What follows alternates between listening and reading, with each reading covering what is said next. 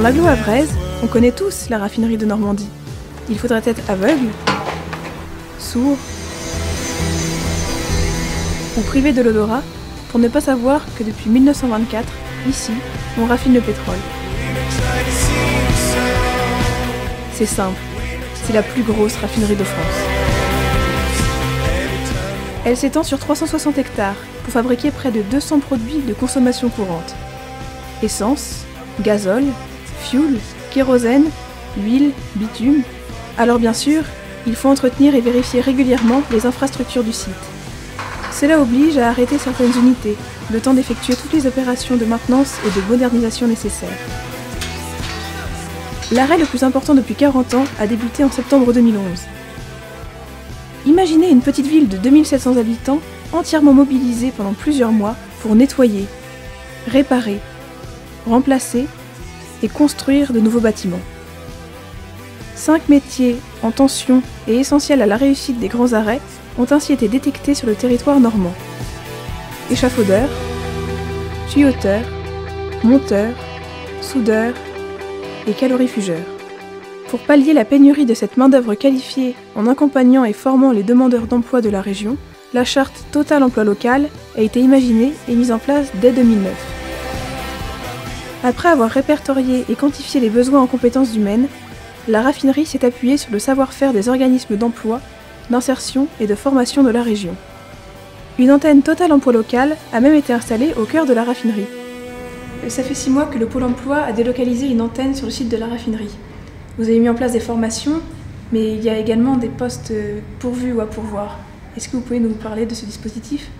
En effet, donc depuis février 2012, on a mis en place une permanence donc Pôle emploi au sein même de Total, de façon à être au plus près des besoins des entreprises et des demandeurs d'emploi. De plus, les entreprises peuvent passer directement sur nos permanences pour nous déposer leurs besoins.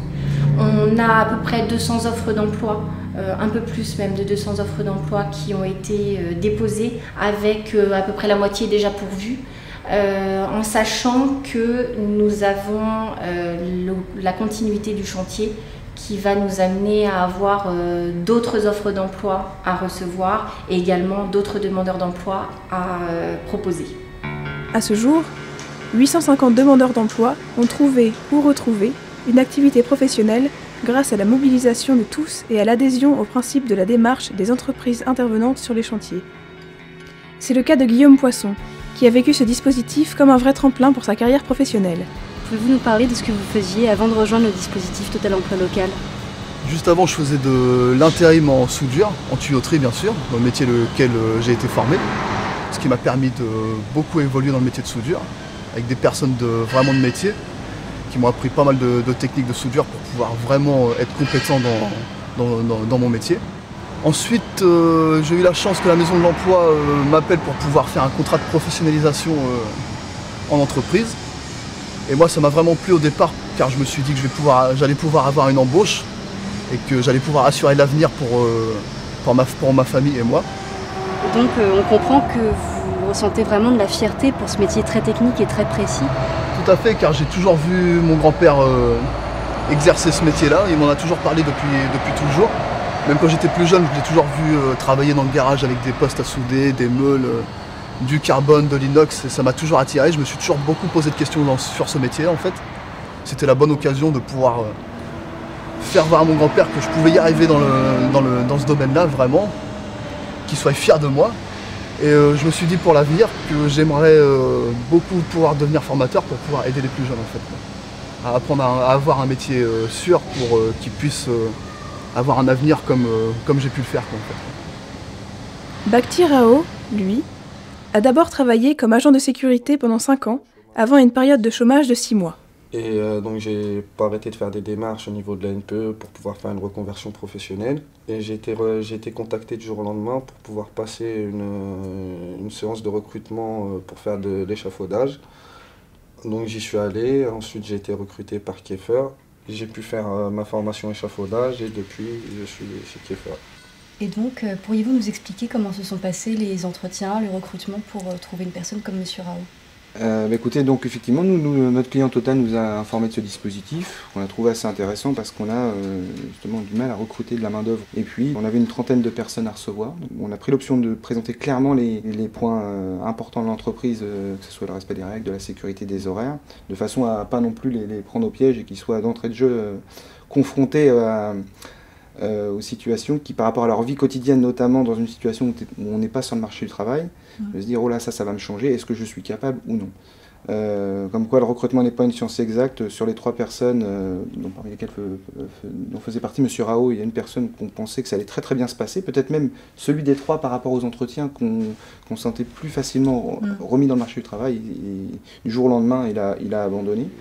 Quand nous on mène ce genre d'opération en fait, on ne le fait pas, même si effectivement on pourrait penser que le fait que ce soit un client qui nous sollicite, qu'on est un peu obligé de s'y mettre pour un petit peu clairement se faire bien voir du client, c'était pas du tout l'optique qui est faire sur cette opération-là. C'est-à-dire que quand nous on est venu à ces entretiens, on est venu clairement, on leur a proposé un plan de carrière. C'est-à-dire qu'on leur a expliqué clairement que s'ils étaient capables de s'intégrer correctement, de respecter les règles de l'entreprise, enfin le règlement intérieur, la sécurité, et puis clairement qu'ils se mettaient au boulot, qu'il n'y avait pas de raison, étant donné qu'on embauche chaque année une 70 ouvriers, qu'il n'y avait pas de raison qu'ils ne puissent pas intégrer l'entreprise. Et je suppose que justement cette offre d'emploi a dû changer votre quotidien. Qu'est-ce qui a vraiment changé? J'ai repris donc le rythme du travail, tout ça. Et j'ai pu, grâce à ça, me payer ma première voiture.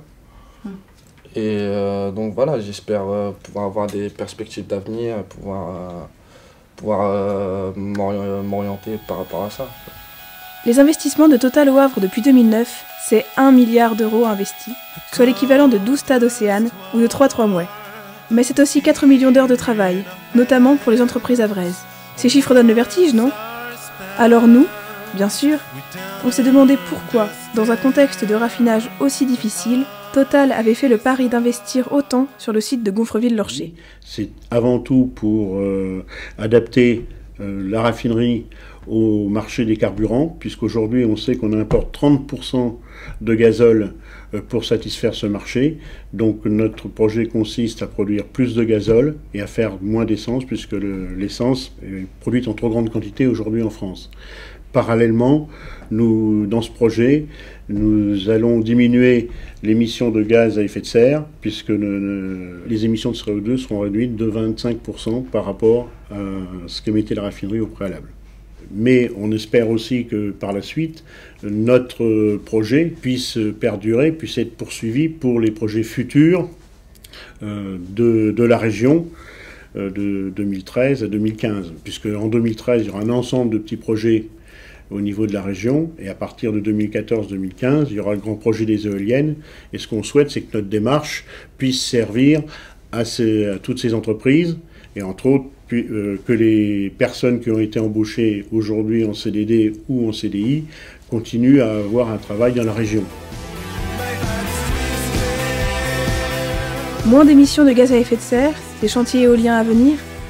On espère tous que Jean-Claude Courcel aura raison. Que bientôt, des centaines de nouveaux emplois seront créés grâce à ce dispositif, et que la région deviendra une nouvelle terre éolienne. Après tout, quand les étudiants en architecture sont venus, il y a 2 ans, pour rêver à un autre paysage industriel, leurs projections n'étaient peut-être pas si folles. Et puis, qui a dit que l'imagination était plus importante que le savoir ?